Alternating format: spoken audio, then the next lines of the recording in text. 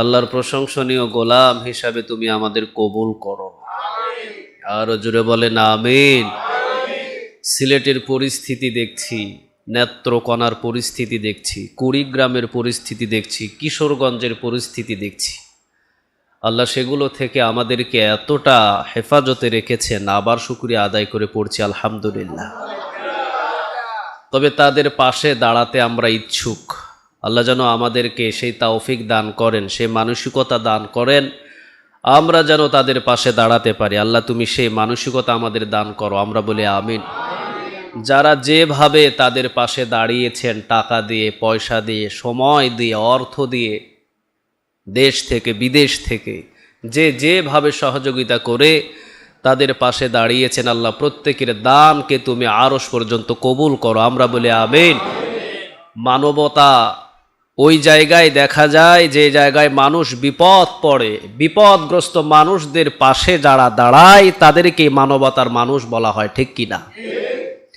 কিছু কিছু মানুষ দেখবেন আপনি টকশো গরম করে ফেলে, টিভি চ্যানেলগুলো গরম করে ফেলে, এরপরে মিডিয়াগুলো গরম করে ফেলে। তার ভিতরে কিছু মানুষ আছে, ওই মানুষগুলোর নাম বলে আপনাদের সামনে পরিচিত করে দেওয়াটা খুব প্রয়োজন।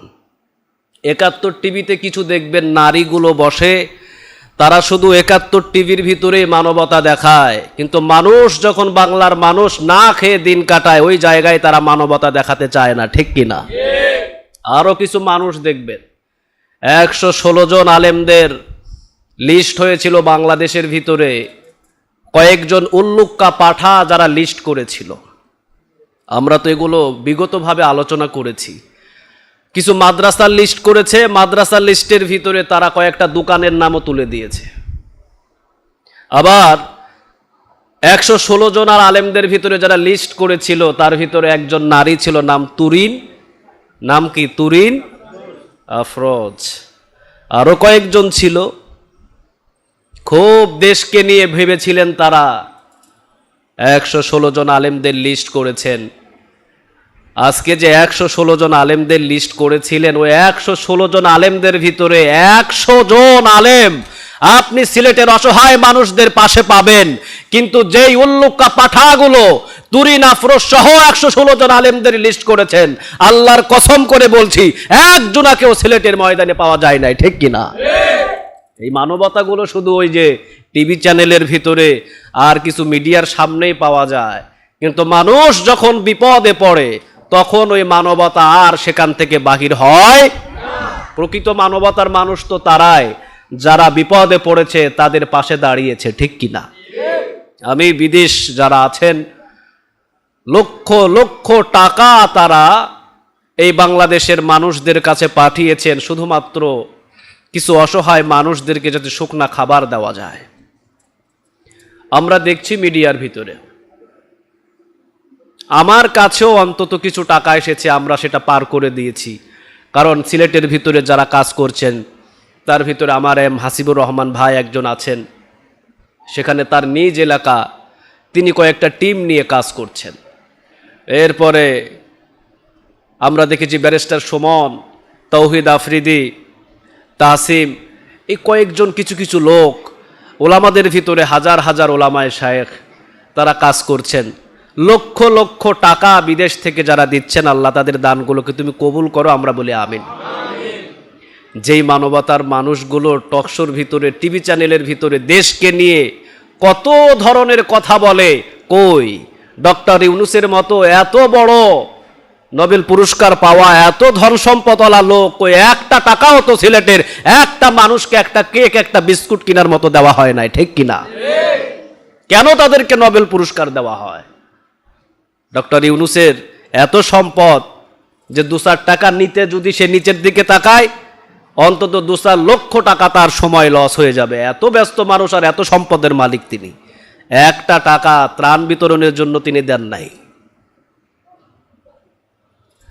বাংলাদেশের মানুষদের খেয়াল করা প্রয়োজন, কারা মানবতাওয়ালা মানুষ আর কারা অমানবতাওয়ালা মানুষ। যদি এই সিলেটের প্রাকৃতিক দৃশ্যগুলো দেখেও যদি না বুঝে, তাহলে বাংলার মানুষদেরকে বোঝানোর মতো আর পৃথিবীর কারো ক্ষমতা। আল্লাহ তুমি আমাদের সবাইকে সহি বুঝ দান করো, আমরা বলি আমিন।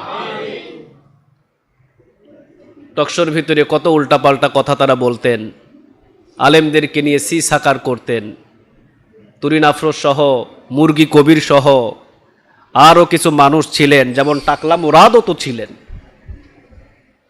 দেশকে নিয়ে কত ভাবা ভেবেছেন তিনি, বাংলাদেশকে নিয়ে কত ভাবনা ছিল তার, রাষ্ট্রধর্ম ইসলাম থাকবে না, ওই থাকবে না, সেই থাকবে না।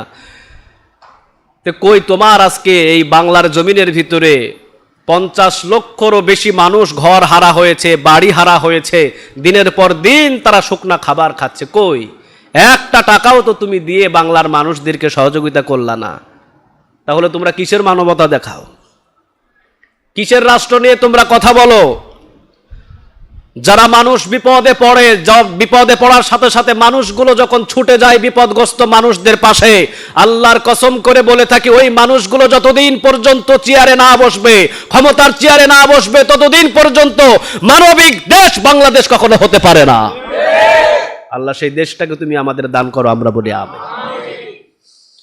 রমজান মাস পার করে আমরা যে মাসগুলো অতিবাহিত করছি, আল্লাহ সুবহানাহু ওয়া তাআলা তার ভিতরে আরেকটা পবিত্র মাস আমাদেরকে সামনে দিচ্ছেন, সেটাই হলো জিলহজ। কোন মাস বলেন? জিলহজ মাসের আমরা কিছু আমল আছে, নেক আমলগুলো আমরা করব ইনশাআল্লাহ। আল্লাহ সুবহানাহু ওয়া তাআলা সে পর্যন্ত আমাদের হায়াতে তাইয়্যিবা বাড়িয়ে দিক, আমরা বলি আমিন।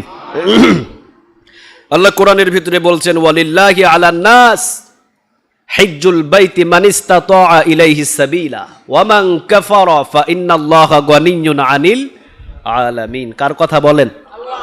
আরো জোরে বলেন আল্লাহ। আল্লাহর কথা শুনতে আপনাদের কেমন লাগে? সবাই বলেন কেমন লাগে? সারাদিন কোরআনের কথাগুলো যদি শুনেন, দিন দিন আপনার ঈমান বাড়তে থাকবে। কেউ যদি তেলাওয়াত করে, তার তেলাওয়াত শুধু যদি আপনি শোনেন, আপনি যদি শ্রবণ করেন তার তেলাওয়াত, সে তেলাওয়াত করে 10টি নেক পাবে প্রতি হরফে। আপনি শুনলেও সেই নেক আপনার আমল নামায় জমা করে দিবেন কে? এমন কিতাব আর পৃথিবীতে একটাও নাই, ঠিক না বেঠিক? সেই কিতাবটার নাম বলেন, আরো জুড়ে বলেন কোরআন। এটাই হলো আমাদের শ্রেষ্ঠ কিতাব। এই কিতাবের চাইতে শ্রেষ্ঠ কিতাব আর পৃথিবীতে একটাও খুঁজে পাওয়া যাবে না। যত তেলাওয়াত করবেন ততই লাভ, আপনি যত পড়বেন ততই লাভ, আপনি যদি শ্রবণ করেন তারপরেও লাভ। রাসূল সাল্লাল্লাহু আলাইহি ওয়াসাল্লাম বলেন, রাতের অন্ধকারে কেউ যদি একটা আয়াত নিয়ে 1 ঘন্টা ব্যয় করে, 500 রাকাত নফল নামাজের নেক তার আমল নামায় জমা হয়ে যায়। এত বড় পাওয়ারফুল কিতাব আল্লাহ আমাদেরকে দিয়েছেন, শুকরিয়া আদায় করি আলহামদুলিল্লাহ। আল্লাহ সেই কোরআনেই বলছেন, ওয়ালিল্লাহি আলান নাস হিজ্জুল বাইত, হিজ্জুল বাইতি মান ইসতাতাআ ইলাইহি সাবিলা। যাদেরকে আমি সামর্থ্য দিয়েছি হজ করার জন্যে, কারণ সম্পদ দেন কে? জুড়ে বলেন। টাকা দেওয়ার মালিক কে? পয়সা দেওয়ার মালিক কে? ধন সম্পদ বাড়ানোর মালিক কে? ওয়ালিল্লাহি আলান নাস হিজ্জুল বাইতি মান ইসতাতাআ ইলাইহি সাবিলা ওয়া মান কাফারা ফা ইন্নাল্লাহা গানিয়্যুন আনিল আলামিন। আল্লাহ রাব্বুল আলামিন বলছেন, কাবা ঘর থেকে আসা এবং যাওয়ার যেই সামর্থ্য তোমাদেরকে দিয়েছি, তোমরা হজটা আদায় করো, কারণ হজটা ফরজ করে দিয়েছেন কে? সবার জন্য নয়। বুনিয়াল ইসলামু আলা খামস, শাহাদাতু আল্লা ইলাহা ইল্লাল্লাহ ওয়া আন্না মুহাম্মাদান রাসূলুল্লাহ ওয়া ইকামিস সালাহ ওয়া ইতাইজ যাকাত ওয়াল হজ ওয়া সাওমি রমাদান। 5টা খুঁটির উপরে ইসলামটা প্রতিষ্ঠিত করে দিয়েছেন কে? কয়টা খুঁটি? আর জোরে বলেন। 5টা খুঁটির উপরে ইসলাম প্রতিষ্ঠিত। যেমন ঘরগুলোতে খুঁটি থাকে 100, কোন ঘরে খুঁটি থাকে 200, কোন ঘরে খুঁটি থাকে 10, কিন্তু পুরা ইসলাম 5টা খুঁটির উপরে অবস্থান করছে। 5টা খুঁটির একটা খুঁটি যদি আপনি অস্বীকার করেন, আপনি কুফরি করলেন। কালেমা পড়ে ঈমান আনতে হবে। যদি আপনি কালেমা না পড়েন, ওই অবস্থায় যদি মারা যান, আবু জেহেল, আবু লাহাব, ওদবা, সাইবা, মুগীরা যে কাতার, ওই কাতারের ভিতরে আপনি ভর্তি হয়ে যাবেন। আর যে 5টা খুঁটির 5টা খুঁটিকেই যদি আপনি মেনে যান, মুমিনদের কাতারে আপনাকে উঠায়া দিবে কে? আলহামদুলিল্লাহ বলে। কয়টা খুঁটি বলেন? আরো জোরে বলেন। 5টা খুঁটি। আল্লাহ 5টা খুঁটি মানার জন্য আমাদের সবাইকে কবুল করো, আমরা বলি আমিন। তার ভিতরে প্রথম নাম্বার খুঁটি হলো লা ইলাহা ইল্লাল্লাহু মুহাম্মাদুর রাসূলুল্লাহ। সাক্ষ্য দিলাম আল্লাহ ছাড়া কোনো ইলাহা নাই, আর আরেকটা সাক্ষ্য দিলাম মুহাম্মাদুর রাসূলুল্লাহ সাল্লাল্লাহু, তিনি হলেন আল্লাহর প্রেরিত রাসূল। ঠিক না বেঠিক? কোনো দ্বিমত নাই, এটার ভিতরে আমাদের কোনো সন্দেহ নাই। প্রথম খুঁটিটার নাম কি? লা ইলাহা ইল্লাল্লাহু মুহাম্মাদুর রাসূলুল্লাহ। আমরা এই খুঁটিটাকে সবাই মানি, ঠিক না বেঠিক? এটার ভিতরে কোনো সন্দেহ নাই। দ্বিতীয় নম্বর খুঁটি ইকামাস সালাহ, নামাজ। আমরা তো নামাজ সবাই পড়ি। ওয়াইতাইজ যাকাত, যদি সম্পদ থাকে তাহলে আমরা যাকাত দিয়ে দিব, ঠিক না বেঠিক? কেউ আজ পর্যন্ত অমান্য আমরা করি না। কেউ কি বলছে নাকি কোনোদিন যাকাতকে আমি বিশ্বাস করি না? কথা কন না কেন? যদি কেউ বলে যাকাত আল্লাহ এটা আমাদের উপর একটা চাপিয়ে দিয়েছে, যাকাত আমি বিশ্বাস করি না, সে কুফরি করলো, সে কাফের। কালেমা পড়ার পর তাকে ঈমান আনতে হবে। যদি ওই অবস্থায় মারা যায়, হারুন, এরপরে কারুন, এরপরে আবু জেহেল, ওতবা, সাইবা, মুগিরা, তাদের কাতারে কিয়ামতের দিন তাকে উঠায়া দিবে কে? একটা খুঁটি আপনি অবিশ্বাস করতে পারবেন না। সব খুঁটিগুলোই মানতে হবে। যাকে যাকাত দেওয়ার তৌফিক আল্লাহ রাব্বুল আলামিন দিয়েছেন সে যাকাত দিয়ে দেবে। ওয়াইতাইজ যাকাত ওয়াল হজ, আর যাকে হজ করার তৌফিক দিয়েছেন তাকে হজ করতে হবে। হুকুম টাকা। আমরা জানবো কাদের উপরে হজ ফরজ।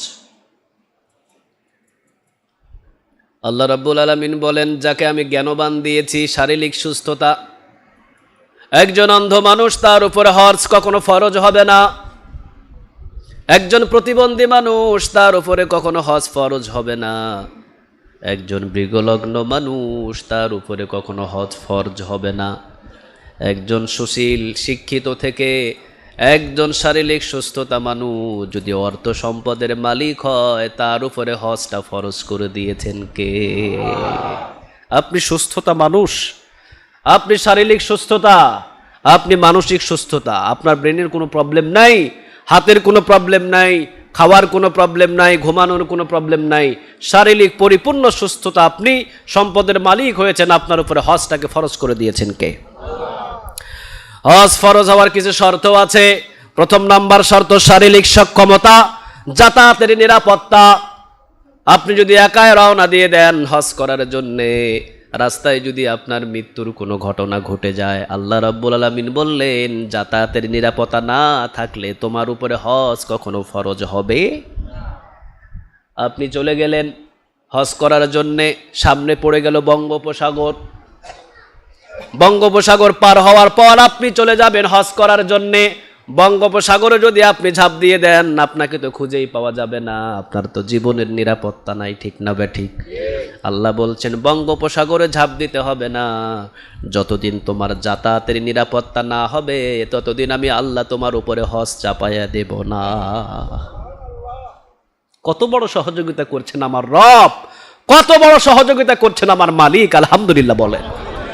যতদিন তোমার যাতায়াতের পথ সোজা না হয়, যাতায়াতের পথ নিরাপত্তা না হয়, ততদিন আমি আল্লাহ তোমাকে হজের জন্য ধরব না। কিন্তু তোমার এখন যাতায়াতের পথ অনেকটা সুযোগ সুবিধা আছে, মৃত্যুর কোনো ভয় নাই, এখন তুমি সম্পদের মালিক, এখন তোমাকে হজের জন্য ধরা হবে। যদি না করো কিয়ামতের দিন জবাব নেবেন কে? আরো জোরে বলেন। হজ শর্ত হওয়ার, হজ ফরজ হওয়ার কয়েকটা শর্ত, তার ভিতরে প্রথম নাম্বার শারীরিক সক্ষমতা তার থাকতে হবে। হাত পা থাকতে হবে, কান থাকতে হবে, চোখ থাকতে হবে, বলতেছে শারীরিক সুস্থতা। অসুস্থতা মানুষের উপরে শরিয়া কখনো হজ তার উপরে ফরজ করে নাই। একজন অন্ধ মানুষ, সে নিজেই দেখে না, নিজেই ঘুমানোর বিছানা দেখে না, সে নিজেই কখনো কোনো সময় খাবারের কোনো বিছানা দেখে না, সে ঘুমানোর বিছানা দেখে না, সে যে নিজে পরিষ্কার হবে, পরিষ্কার হওয়ার জন্য ওয়াশরুমও নিজের চোখে দেখে না। ওই মানুষটার উপরে যদি আল্লাহ রাব্বুল আলামিন হজ ফরজ করে দিতেন, অবশ্যই আমরা বলতাম আল্লাহ অবশ্যই জুলুম করেছেন, ঠিক না বেঠিক? আল্লাহ বলছেন না সে চোখে দেখে না, সে পায়ে হাঁটতে পারে না, সে কানে শোনে না, তার হাত নাই, তার পা নাই, তার চোখ নাই, আমি তার উপরে কখনো হজ ফরজ করি নাই। হোক সে লক্ষ টাকার মালিক, হোক সে কোটি টাকার মালিক, আমি আল্লাহ রাব্বুল আলামিন বলবো কিয়ামতের দিন, আমি আল্লাহ তোকে প্রতিবন্ধী বানিয়েছি হজের জন্য, আমি আল্লাহ তোকে মাফ করে দিলাম। হজ ফরজ হওয়ার জন্য শর্ত থাকবে কয়েকটি, তার ভিতরে প্রথম নাম্বার শারীরিক সক্ষমতা, দ্বিতীয় নাম্বার যাতায়াতের নিরাপত্তা, তৃতীয় নাম্বার বয়স্ক প্রাপ্ত হতে হবে। একেবারে 4 বছর 5 বছর 6 বছর বাচ্চার উপরে হজটাকে ফরজ করেন নাই কে? তবে সহিহ বুখারীর হাদিস, রাসূল সাল্লাল্লাহু আলাইহি সাল্লাম বলেন, যদি কেউ হজ করতে যায়, ছোট্ট বাচ্চাটাকে যদি হজ করতে নিয়ে যায়, একজন কবুল হওয়া হাজিদের যতগুলো নেক পাবে, ছোট্ট বাচ্চা যদি হজ করে, ছোট্ট বাচ্চার হজটাকে কবুল করে তার মা বাবার আমলনামায় আল্লাহ জমা করে দেবে। সহিহ বুখারীর বর্ণনা, তিরমিজিতেও এসেছে হাদিসটি। রাসূল বলেন, হজ করার সময় ছোট্ট ছোট্ট বাচ্চাদের নিয়ে যাও, তারা তাওয়াফ করলে, তারা হাঁটলে, চললে, ফিরলে একজন কবুল হওয়া হাজিদের যত নেক, সেই নেক তার মা এবং তার বাবার আমলনামা আল্লাহ জমা করে দিবে। আমার বাংলাদেশ থেকে এগুলো বাচ্চাদেরকে কম নিয়ে যাওয়া হয়, কিন্তু পাকিস্তান, ইন্দোনেশিয়া, অন্যান্য কান্ট্রিগুলো থেকে ছোট ছোট বাচ্চা 5টা থাকলে 5টারে নিয়ে চলে আসে। আলহামদুলিল্লাহ বলেন। আমরা বাঙালিরা তো মনে করি আরে ছোট বাচ্চা ওখানে যাই কি করবে, কিন্তু রাসূল 1400 বছর আগে বলেছেন, ছোট্ট বাচ্চা যদি হজ করার জন্য কেউ নিয়ে যায়, তার উপরে এখনো ফরজ হয় নাই, কিন্তু কবুল একটা হজের নেক মা এবং বাবা নেকটা পেয়ে যাবে। আলহামদুলিল্লাহ। আল্লাহ রাব্বুল আলামিন বললেন, বয়স্ক প্রাপ্ত হতে হবে। যখন আপনার বয়স্ক প্রাপ্ত হবেন হজ করার জন্য, যখন নামাজ ফরজ হয়ে যায়, যাকাত দেওয়া ফরজ হয়ে যায়, তখন আপনার উপরে হজও ফরজ হয়ে যায়। আপনার একটা বয়স আছে, ওই বয়স অনুযায়ী আপনাকে বয়সপ্রাপ্ত হতে হবে। ওই বয়সপ্রাপ্ত যখন হবেন, আপনার উপরে যদি সম্পদের মালিকানা থাকেন, হজ ফরজ করে দিবেন কে? চতুর্থ নম্বর, কাবা ঘরে যাওয়া আসার খরচ যদি থাকে, ওই 3টা থাকার পর চতুর্থ নাম্বার যেটা অ্যামাউন্ট, আপনার অ্যাকাউন্টে টাকা থাকতে হবে। কতটুকু? কাবা ঘরে যাওয়া, কাবা ঘরে আসা, কাবা ঘরে যাওয়া এবং বাংলাদেশে আসা পর্যন্ত যতগুলো খরচ, এতগুলো টাকা আপনার থাকতে হবে।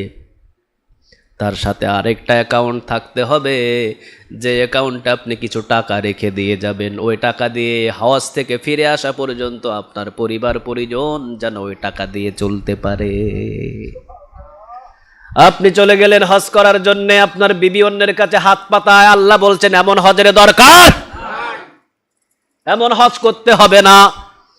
আমি তখনও তোর ওপরে হজটাকে ফরজ করি নাই, আমি ফরজ করেছি ওই সময় যখন তোকে মালদার মালিক বানিয়েছি, যখন আমি তোকে টাকার মালিক বানিয়েছি, দিয়েছি 10 লক্ষ টাকা, দিয়েছি 8 লক্ষ টাকা, দিয়েছি 5 লক্ষ টাকা, 3 লক্ষ টাকা দিয়ে তুই যাওয়া আসা করতে পারবি, বাকি 2 লক্ষ টাকা অ্যাকাউন্টে রেখে যা, তোর বিবি তোর ছেলে মেয়ে যেন ওই টাকা দিয়ে চলতে পারে।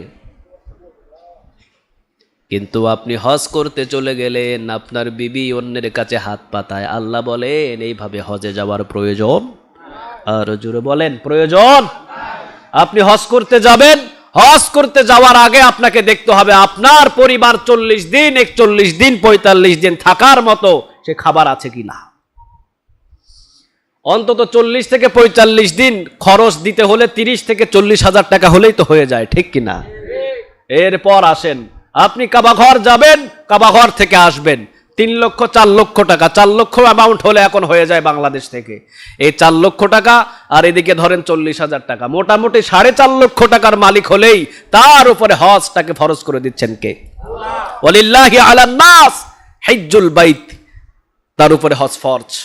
আল্লাহ বলছেন এখন তোমাকে যেতে হবে, এখন যদি না যাও কিয়ামতের দিন তোমাকে ওই যে খুঁটি আছে, বুনিয়াল ইসলামু আলা খামস, শাহাদাতু আল্লা ইলাহা ইল্লাল্লাহ ওয়া আন্না মুহাম্মাদান রাসূলুল্লাহ ওয়া ইকামিস সালাহ ওয়া ইতাইজ যাকাত ওয়াল হজ ওয়া সাওমি রমাদান। ওই যে হজ আছে, হজ সম্পর্কে তোমাকে ওই খুঁটি সম্পর্কে জিজ্ঞাসা করা হবে। কয় লক্ষ টাকা বলেন? 4.5 অথবা 5, 4.5 লক্ষ টাকা থাকলে আপনার উপরে হজ ফরজ। এখন ওলামায়ে কেরাম বলছেন 4.5 লক্ষ টাকাও যদি না থাকে, 4.5 লক্ষ টাকার যদি সম্পদ থাকে, তার উপরে হজ ফরজ হয়ে যাবে। 4.5 লক্ষ টাকার ব্যবসা থাকলে তার উপরে হজ ফরজ হয়ে যাবে। 4.5 লক্ষ টাকার যদি তার ঘরের ভিতরে দামি দামি কোনো যদি জিনিস কিনা থাকে, এমন জিনিস কিনে রেখেছেন যে ব্যবসা করার জন্য আপনি স্বর্ণ আগেই কিনে রেখেছেন, ওইটার মূল্য এখন 4.5 লক্ষ টাকা, আপনার উপরে হজটাকে ফরজ করে দিয়েছেন কে? আপনি যদি 1 কানি সম্পদের মালিক হন, 10 কড়া সম্পদের মালিক হন, 5 কড়া সম্পদের মালিক হন, তাহলে অবশ্যই আপনার উপরে হজ ফরজ হয়ে যাবে। 4.5 লক্ষ থেকে 5 লক্ষ টাকার যদি গরু থাকে আপনার ঘরে, আপনার উপরে হজটাকে ফরজ করে দিচ্ছেন কে? অধিকাংশ মানুষের এখন হজ ফরজ হয়ে আছে, ঠিক কিনা? আল্লাহ সবাইকে মানার তৌফিক দান করুক। আরো জোরে বলেন আমিন। হজ করবেন, এখন আসেন, হজ করলে লাভ কি? আমরা এতক্ষণে জানলাম হজ কার কার উপরে ফরজ, বুঝতে পারছি তো আমরা ইনশাআল্লাহ। প্রথমত অবস্থায় আপনাকে শারীরিক সক্ষম থাকতে হবে। দ্বিতীয় অবস্থায় আপনার যাতায়াতের নিরাপত্তা থাকতে হবে। তৃতীয় অবস্থায় বয়স্ক প্রাপ্ত হতে হবে। চতুর্থ অবস্থায় আপনাকে মালদার হতে হবে, আপনার সম্পদের কিছু মালিক হতে হবে। নাসাব পরিমাণ যে সম্পদ আছে, এই 4.5 থেকে 5 লক্ষ টাকা বা 3.5 লক্ষ টাকা যদি হয়ে যায়, এতটুকু সম্পদের মালিক হলেই আপনার উপরে হজটাকে ফরজ করে দিচ্ছেন কে? দ্বিতীয় নাম্বার, আল্লাহ রাব্বুল আলামিন আল্লাহ রাসূল সাল্লাল্লাহু আলাইহি ওয়াসাল্লামকে জানিয়েছেন, আবি হুরায়রা রাদিয়াল্লাহু তাআলা আন قال سئل النبي صلى الله عليه وسلم اي الاعمال افضل, ও নবী সবচাইতে নেক আমল কোনটা? সাহাবীরা বলছেন একজনকে, তিনি মুহাম্মদ সাল্লাল্লাহু আইয়ুল আমাল আফদল, সবচাইতে গ্রহণযোগ্য নেক আমল কোনটা ও নবী? রাসূল বললেন ক্বালা ঈমানু বিল্লাহি ওয়া রাসূলিহি, আল্লাহ রাব্বুল আলামিনের প্রতি ঈমান আনা এবং রাসূলের প্রতি ঈমান আনা। যারা ঈমানদার তাদের উপরেই তো হজ ফরজ, ঠিক না বেঠিক? যার ঈমান নাই তার কোনো কিছুই নাই, যার ঈমান আছে তার সবই আছে। ঈমান আনার জন্য শর্ত প্রথম হলো লা ইলাহা, সবাই পড়েন লা ইলাহা ইল্লাল্লাহু মুহাম্মাদুর রাসূলুল্লাহ সাল্লাল্লাহু। রাসূল সাল্লাল্লাহু আলাইহি ওয়াসাল্লাম বললেন ক্বালা ঈমানু বিল্লাহি ওয়া রাসূলিহি, সর্বপ্রথম হলো আল্লাহর প্রতি এবং রাসূলের প্রতি ঈমান, মানে বিশ্বাস আনা। কিলু সুম্মা মাযা, রাসূল সাল্লাল্লাহু আলাইহি ওয়াসাল্লামকে বলা হলো এরপরে কোনটা? রাসূল বললেন ক্বালা জিহাদু ফি সাবিলিল্লাহ, যারা আল্লাহর রাস্তায় আল্লাহর জন্য জিহাদ করে, এইটা হলো আল্লাহর কাছে খুব পছন্দের। আলহামদুলিল্লাহ বলেন। প্রথম নাম্বারই হলো কালেমা, প্রথম নাম্বার হলো ঈমান, দ্বিতীয় নাম্বার হলো জিহাদ ফি সাবিলিল্লাহ। একজনের জন্য জিহাদ, তিনি কে? আল্লাহর জন্য জিহাদ ফি সাবিলিল্লাহ, আল্লাহর জন্য জিহাদ। এরপরে রাসূল সাল্লাল্লাহু আলাইহি ওয়াসাল্লামকে বলা হলো কিলা সুম্মা মাযা, ও নবী এরপরে কোনটা? রাসূল বললেন ক্বালা হাজ্জুন মাবরুর, এরপরে হলো হজ মাবরুর, কবুল হওয়া হজ। হজ মাবরুর, কবুল হওয়া হজ আল্লাহর কাছে তৃতীয় নম্বরে পছন্দের আমল। সবাই পড়েন আলহামদুলিল্লাহ। অথচ এতটা গ্রহণযোগ্য একটা নেক আমল, এতটা পাওয়ারফুল একটা নেক আমল, সেই কাজটা আমরা একটু টাকা খরচ হয় এই জন্য কেউ এটাকে করতেই চায় না। বাংলাদেশের ভিতরে অন্তত 70% মুসলমানদের উপরে হজটাকে ফরজ হয়ে আছে, ঠিক কিনা? কারণ কেউ এখন সম্পদের মালিক কম নাই, আলহামদুলিল্লাহ সবাই এখন সম্পদের মালিক। তাহলে নেসাব পরিমাণ যাদের সম্পদের মালিক, আজ থেকে নিয়ত করেন আল্লাহ যেন অতি শীঘ্রই আপনাকে কাবা ঘর তাওয়াফে নিয়ে যায়। আমরা বলি আমিন। এই জন্য রাসূল সাল্লাল্লাহু আলাইহি সাল্লাম বললেন 3টা কথা, জোরে বলেন কয়টা? প্রথম নাম্বার হলো কালেমা লা ইলাহা ইল্লাল্লাহু মুহাম্মাদুর রাসূলুল্লাহ।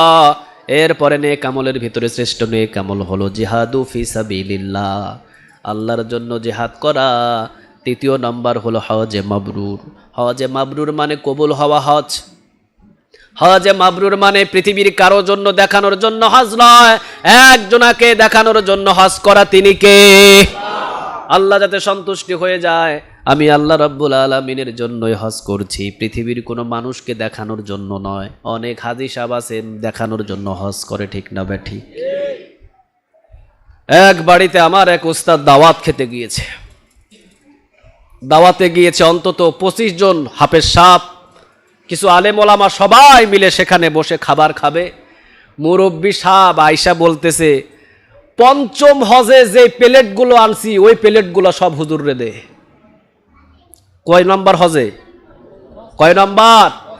পঞ্চম নম্বর হজে যখন আমি গিয়েছিলাম, যে প্লেটগুলো সৌদি আরব থেকে আনছি ওই প্লেটগুলো আজকে হুজুরদেরকে দিয়ে খাবার দে। মানে বুঝাইলো সে এর আগেও সে কয়বার গেছে?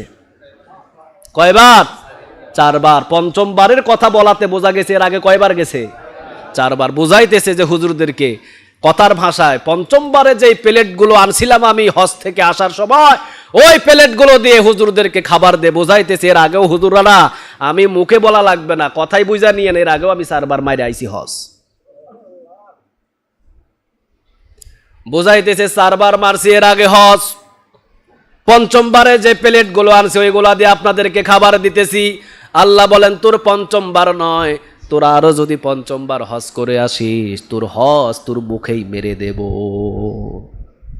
কারণ হজ তো পৃথিবীর কোনো মানুষদেরকে দেখানোর জন্য নয়, হজ হলো একজনকে খুশি করার জন্যে। তিনি কে?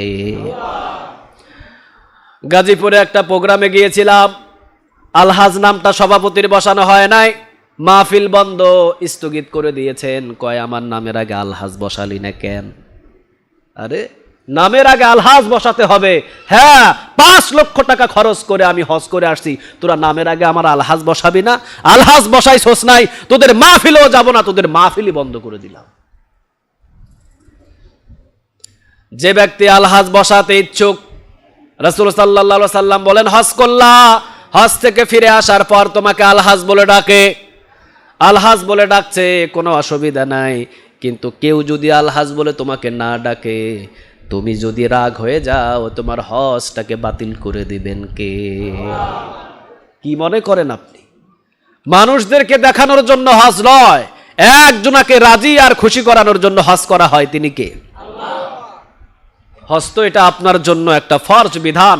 আপনি সম্পদের মালিক হয়েছেন, এই জন্য আপনাকে হজ করতে হবে।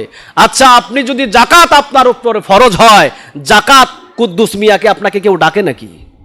হ্যাঁ, তো ইসলামের যে 5টা খুঁটি, 5টা খুঁটির ভিতরে তো আপনি হজ করলে আপনার নামের আগে আলহাজ বসানো হয়, বাকি 4টা করলে আপনাকে বাকি 4টা দিয়েও তো আপনার নাম ডাকা দরকার। জাকাত দেন তখন আপনার নাম ডাকা দরকার, জাকাত কুদ্দুস মিয়া। আপনি যখন সিয়াম পালন করেন তখন আপনার নাম ডাকা দরকার, সিয়াম আব্দুল কুদ্দুস মিয়া। আপনি নামাজ পড়েন, সালাত আব্দুল কুদ্দুস মিয়া। আপনি যখন রোজা করেন, রোজা অমুক মিয়া। তাহলে 5টা যদি ইসলামের স্তম্ভ হয়, একটা হজ করলে আপনার নামের আগে আলহাজ বসাতে হবে, বাকি 4টা যে করেন এগুলাতে আপনার নামের আগে বসান না কেন? যদি আলহাজ বসানোর জন্য কেউ ইচ্ছা পোষণ করেন, আল্লাহর কসম আপনার হজ কখনো কবুল হবে না। খবরদার নামের আগে আলহাজ বসাবেন না। সমস্ত সাহাবীরাই তো হজ করেছেন। আলহাজ হযরত ওমর রাদিয়াল্লাহু তাআলা আনহু একটা কিতাবেও লেখা নাই, ঠিক না বা ঠিক? আলহাজ আবু বকর সিদ্দিক রাদিয়াল্লাহু তাআলা আনহু একটা কিতাবেও লেখা নাই। আলহাজ ওমরে ফারুক রাদিয়াল্লাহু তাআলা আনহু একটা কিতাবেও লেখা নাই। আলহাজ এইটা হলো আল্লাহর একটা হুকুম। আল্লাহর হুকুম কখনো নামের আগে বসানো যাবে না। খবরদার কখনো বসাবেন না, নামের আগে কখনো বসাবেন না। এটা তো আল্লাহর হুকুম, এটা তো একটা ইবাদত। আপনি ইবাদত করেছেন, আপনি হজ করেছেন, আপনার নামের আগে কেন বসাবেন এটা? আপনি যে প্রতিদিন নামাজ পড়ছেন, নামাজ আব্দুল করিম মিয়া কোনোদিন ডাকছে কেউ? তাহলে ওইটাও তো আপনার ইবাদত ছিল, সে ইবাদত আপনার নামের আগে বোঝানো হচ্ছে কেন? ও একটু মাল খরচ হয়েছে এই জন্যে, মানে আলহাজ বসালে বোঝা যায় বেটা 5 লক্ষ টাকা খরচ করে হজ করে আসছে, বেটা সম্পদশালী, তাড়াতাড়ি চেয়ারটা খালি করে দে। এগুলো বাদ দেন। খবরদার, যারা হজ করে এসেছেন নামের আগে কেউ যদি আপনার নাম জিগায় কখনো আলহাজ বলবেন না। এটা একটা অহংকার। আল্লাহ আমাদেরকে সহি বুঝদান করুক, আমরা বলি আমিন। হজ করলাম, রাসূল বললেন 3টা আমলের কথা। 3টা আমলের ভিতরে প্রথমটা লা ইলাহা ইল্লাল্লাহ মুহাম্মাদুর রাসূলুল্লাহ, দ্বিতীয়টা বললেন জিহাদু ফি সাবিলিল্লাহ, আর আল্লাহর কাছে শ্রেষ্ঠ আমলের ভিতরে 3য় নম্বর, সেইটার নামই হলো হজ। ঠিক না বে ঠিক? এখন আমরা জানবো হজ করলে লাভটা কি, হজ করলে কি হয়। আন আবি হুরায়রা রাদিয়াল্লাহু তাআলা আনহু قال সামিউতুন নাবিয়্যা সাল্লাল্লাহু আলাইহি ওয়াসাল্লাম ইয়াকুল মান হাজ্জা লিল্লাহ ফালাম ইয়ারফাস ওয়ালাম ইয়াফসুক রাজাআ কায়াউমি ওয়ালাদাতুহু উম্মুহু।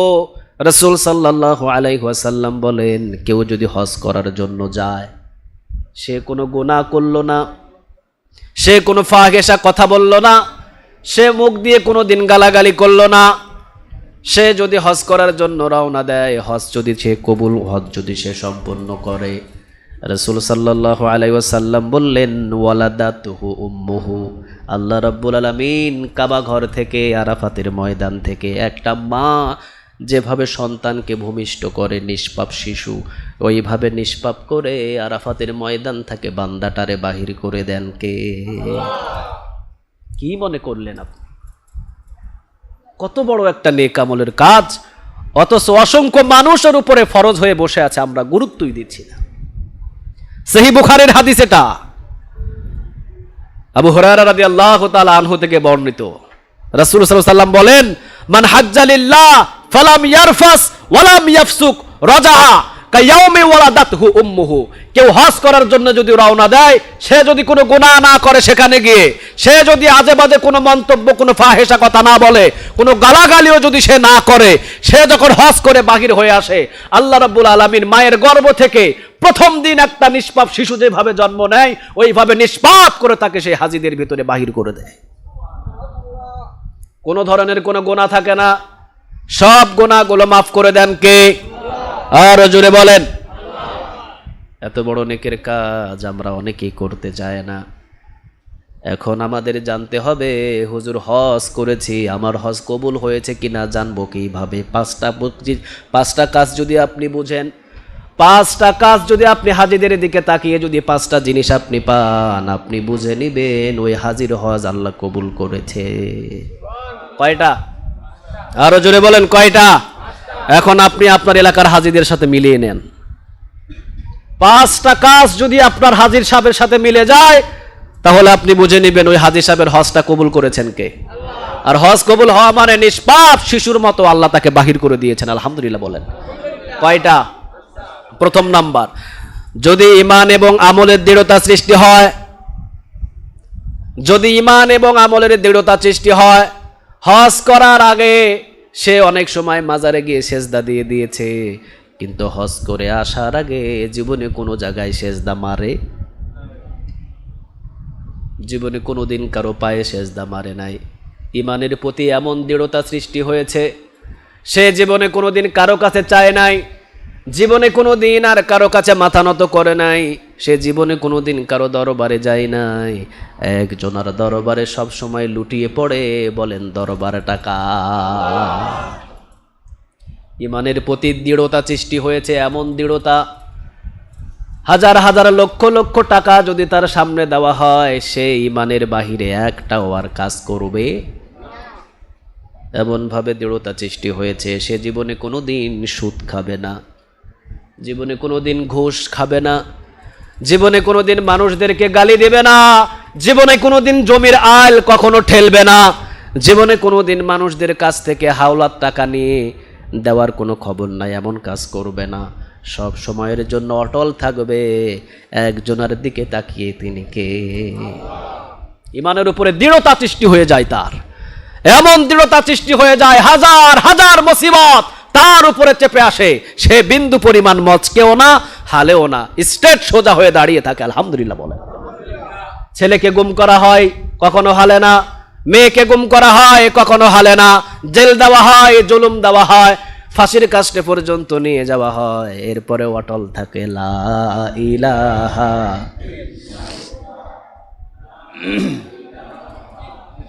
লা ইলাহা ইল্লাল্লাহু মুহাম্মাদুর রাসূলুল্লাহ সাল্লাল্লাহু। জেলের ভিতরে ভরা হলো, 3 মাস পর্যন্ত রেখে দিয়েছে, কোনোদিন চোখ দিয়ে এক ফোঁটা পানি দুঃখের খাতিরে ফালাই নাই। সে সব সময়ের জন্য দৃঢ়তা আছে ঈমানের উপরে। আল্লাহ রাব্বুল আলামিন এখানে আমাকে এনেছেন, এখানেই আল্লাহর কাছে আমি নিরাপদ, ঠিক না বেঠিক? জীবনে কোনো দিন কখনো কারো কাছে মাথা নত করে নাই। এই কাজটা যদি তার অটল থাকে, বুঝে নেবেন আল্লাহ তার হজটা কবুল করেছে। আলহামদুলিল্লাহ বলেন। কারণ যখন হাজী সাহেবরা হজ করতে যায় তখনই সেখানে বলে লাব্বাইক আল্লাহুম্মা লাব্বাইক লাব্বাইক লা শারীকা লাক লাব্বাইক ইন্নাল হামদা ওয়ান নি'মাতা লাক ওয়াল মুলক লা শারীকা লাক লাব্বাইক আল্লাহুম্মা লাব্বাইক। এত সুন্দরভাবে ওয়াদা করে আসে, ওই ওয়াদাটাকে রেকর্ড করে রেখে দেন কে? কি ওয়াদা? লাব্বাইক আল্লাহুম্মা লাব্বাইক, হাজির হে রব, আমি হাজির হয়েছি আপনার পায়ের তলে, আলহামদুলিল্লাহ বলেন। লা শারীকা লাব্বাইক লা শারীকা লাক লাব্বাইক, এমন রবের কাছে আমি এসেছি যে রবের কোনো শরীক নাই, ঠিক না বা ঠিক? ইন্নাল হামদা, তিনি হলেন সকল প্রশংসার মালিক, ওয়ান নি'মাতা, সকল নিয়ামতের মালিক, লাকা ওয়াল মুলক, সমস্ত রাজ্যের মালিক। রাজ্যের মালিক কে? আরো জোরে বলেন। লা শারীকা লাক, আপনি এমন শরীক বিহীন একজন রব, আপনার বাবাও নাই, আপনার মাও নাই, আপনি একজন, ঠিক না বে ঠিক? অতএব আমি এখানে ওয়াদা করে গেলাম, আপনাকে রব হিসাবে মানি, আপনার বিরুদ্ধে যত হাজার হাজার মানুষ আসুক, এখানে আমি ওয়াদা করে গেলাম জীবনে কোনোদিন আমাকে এক চুল পরিমাণ কেউ নাড়াতে পারবে। সেখান থেকে ওয়াদা করে এসেছে, হাজার রিমান্ডে নেওয়া হোক, হাজার গুলির ভয় দেখানো হোক, হাজার রাইফেলের ভয় দেখানো হোক, এক উঁচু পায়ে দাঁড়িয়ে থাকবে, একজনের দিকে তাকিয়ে বলেন তিনি কে? হজ কবুল হয়ে গেছে তার, আলহামদুলিল্লাহ বলেন। কিন্তু বহু হাজী সাহেব হজ করে আসার পর সুদের টাকা আরো বেশি লাগায়, ঠিক কিনা? জমির আইল আরো বেশি ঠেলে, কত আকাম কুকাম করছে। একজন হাজী সাহেব আমাদের এলাকায়, আমি নাম বলবো না, আমাদের এলাকায় বলতে পুরা বাংলাদেশের ভিতরে একজন, ওনাকে বেনসন হাজী বলা হয়। কি হাজী? বেনসন হাজী। আগে খাইতেন পাতার বিড়ি, হজ করে আসার পর উনি এখন বেনসন খায়, এই জন্য ওনার নাম পাবলিকে দিয়ে দিয়েছে বেনসন হাজী। কত আকাম কুকাম করতে হজ করে এসে। তোমার হজ বাতিল, তোমার হজ ওই সময় কবুল হবে গলায় ফাঁস পড়বা, এরপরও মুখের ভিতরে হাসি থাকবে, জীবনে কোনোদিন বাতিলদের কাছে মাথা নত করবে না, ঠিক কিনা? ওই হাজী কবুল হাজী, আল্লাহ ওই হজটাকেই কবুল করেন, আলহামদুলিল্লাহ বলেন। তুমি ওখানে বলে এসেছো লাব্বাইক আল্লাহুম্মা লাব্বাইক লাব্বাইক লা শারীকা লাক লাব্বাইক ইন্নাল হামদা ওয়ান নি'মাতা লাকা ওয়াল মুলক লা শারীকা লাক। তুমি ওখানে বললা একটা বাংলাদেশে করে, অন্য জনার জন্য তুমি তেল মালিশ করতেছো, অন্য জনার পায়ে মাথা নত করতেছো, আল্লাহ বলে তোর হজরে আমি লাথি মারে উড়াইয়া দিলাম। পাঁচটা জিনিস যদি একটা হাজির ভিতরে পান, তার হজটাকে কবুল করবেন কে? প্রথম নাম্বার, ইমানের দৃঢ়তা বাজবে, জীবনে কোনোদিন কারো কাছে এসে মাথা নত করবে না, সব সময়ের জন্য একজনের কাছে মাথা নত করবে, তিনি কে? দ্বিতীয় নাম্বার হলো হজের আগে যে গুনাহ করতো সেগুলো জীবনেও আর কখনো করবে না। যা করেছে সব হজ করতে গিয়ে তাওবা করে এসেছে, বাংলাদেশে এসে জীবনে কোনোদিন একটা সিগারেটও টান মারে না, কিন্তু হজের আগে মাঝে মাঝে খাইতো, এখন আর খায় না। জীবনে কোনোদিন ঘুষ খায় না, জীবনে কোনোদিন সুদ খায় না, জীবনে কোনোদিন কোনো মানুষদেরকে গালি দেয় না, কবিরা গুনাহ করে না। যা গুনাহ করেছে হজের আগে, হজের পরে সে একটাও গুনাহ করে না, বুঝবেন তার হজটাকে কবুল করেছেন কে? তৃতীয় নাম্বার, নিজে যে আমল করে সেগুলো কম কম মনে হয়। আগে হজ করার আগে জুমার নামাজের 2 রাকাত ফরজ আদায় করে চলে যেত, এখন দেখা যায় জুমার আগেও এসে 4 রাকাত পড়ে, জুমার পর অন্তত পড়তেই থাকে, যত পড়ে তার কাছে কম মনে হয়। হজের আগে দেখা যেত আসর নামাজের 4 রাকাত সুন্নত পড়তো না, কিন্তু হজের পর এখন 4 রাকাত ছাড়ে না, ঠিক না বা ঠিক? যা আমল করে সব সময়ের জন্য তার কাছে কম কম মনে হয়। আগে মাদ্রাসার জন্য 5,000 টাকা দিত না, এখন 50,000 মেরে দেয়। একটা গরিব দুঃখী হাত পাতলে আগে 10 টাকা দিত না, এখন 100 টাকা দিয়ে দেয়। যখন দেখবেন যে সে নেক আমলগুলো তার কাছে বেশি দিলেও কম কম মনে হয়, তার হজটাকে কবুল করে নিচ্ছেন কে? চতুর্থ নম্বর, আমল করার পর সবসময় ভয়ে ভয়ে থাকে, আমার আমল মনে হয় আমার আল্লাহ কবুল করছে না। সে নামাজ পড়ছে, নামাজ পড়ার পর ভয়ে ভয়ে আছে, আমার নামাজ মনে হয় কবুল হচ্ছে না। সে জিকির করছে, সব সময় ভয়ে থাকে, আমার জিকির মনে হয় কবুল হচ্ছে না। সে দান করছে, সব সময় মনে করছে আমার মনে হয় দানটা কবুল হচ্ছে না। সব সময়ের জন্য ভয়ে থাকে। আর যখন মানুষ ভয়ে থাকে তার কাজটা সফল হিসাবে গ্রহণ করে নেন কে? পঞ্চম নম্বর, আল্লাহ এবং রসুলের ভয়। হজের আগে ছিল একরকম, আল্লাহ এবং রসুলের ভালোবাসা হজের আগে ছিল একরকম, আল্লাহ এবং রসুলের ভালোবাসা যখন হজ করে এসেছে এমন অন্তরের ভিতরে বেড়ে গিয়েছে, রসুলকে নিয়ে কেউ কটূক্তি করলে জীবন দিতে প্রস্তুত, ঘরে কখনো থাকে না। ঠিক না বেঠিক? আজকে বাংলাদেশের ভিতরে যত হাজী সাহেব, যত গাজী সাহেব, যত হজ করে এসেছেন, শুধু হাজী সাহেব যদি বাংলার জমিনের ভিতরে রাসূলের বিরুদ্ধে যারা কথা বলেছে তাদের বিরুদ্ধে আন্দোলন করত, রাসূলের বিরুদ্ধে আন্দোলন করে যারা রাসূলকে কটূক্তি করে বাংলাদেশে বসবাস করছেন, হাজীরা যদি শুধু আন্দোলন করত বাংলার জমিনে কটূক্তিকারী থাকতে পারতো না। ঠিক না বেটে? কিন্তু বহু হাজী সাহেবের এখনো ঘুমই ভাঙে নাই। পাঁচটা কাজ যদি দেখেন একজন হাজির ভিতরে, তার হজটাকে কবুল করে নিচ্ছেন কে? আল্লাহ আমাদের সবাইকে হজ করার তৌফিক দান। আরো জোরে বলেন আমিন। আগামী জুমা আমরা আলোচনা শুনবো ইনশাআল্লাহ জিলহজ মাসের যেই বর্ণনাগুলো আছেন এবং কোরবান সম্পর্কে যে কথাগুলো আছে সেই কথাগুলো সম্পর্কে আগামী জুমা আমরা আলোচনা শুনবো। আখির দাওয়ানা আনিল হামদুলিল্লাহি রাব্বিল আলামিন। যারা সুন্নত পড়েন নাই